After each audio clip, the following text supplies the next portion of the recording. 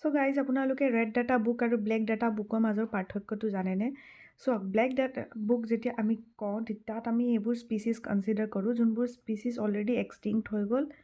এই ডাটাত আমি extinct species বা এক্সটিংক্ট হ'ব সেইটো কনফাৰ্ম হয়। মানে কি আজি আছে কিন্তু কাইলৈ ৰাতিপুৱা সিহঁতি নাইকিয়া হৈ যাব, সেইটো এক্সটিংক্ট হোৱা কনফাৰ্ম হয়। সেইকেইটাক আমি ব্লেক ডাটা বুকত সেইখিনি স্পিচিছৰ নাম মেনশ্যন কৰোঁ। আৰু ৰেড ডাটা বুকত আমি এণ্ডেঞ্জাৰ্ড স্পিচিছৰ নাম মেনশ্যন কৰোঁ।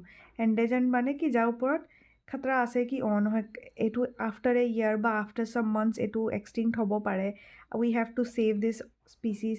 তেতিয়া আমি সেইখিনি বস্তু ৰেড ডাটা বুকত মেনশ্যন কৰোঁ। ৰেড ডাটা বুকত যোনখিনি স্পিচিছ আছে তাহাঁতক ছেভ কৰিবলৈ we can take a step, but black data বুকত যোনখিনি স্পিচিছ মেনশ্যন আছে আমি তাহাঁতক বচাবলৈ একো কৰিব নোৱাৰোঁ, সিহঁতি এক্সটিংক্ট হোৱাটো কনফাৰ্ম হয়। এয়াই ডিফাৰেঞ্চ। এনেকুৱা আৰু জানিবলৈ চেনেলটো ছাবস্ক্ৰাইব কৰিব পাৰে।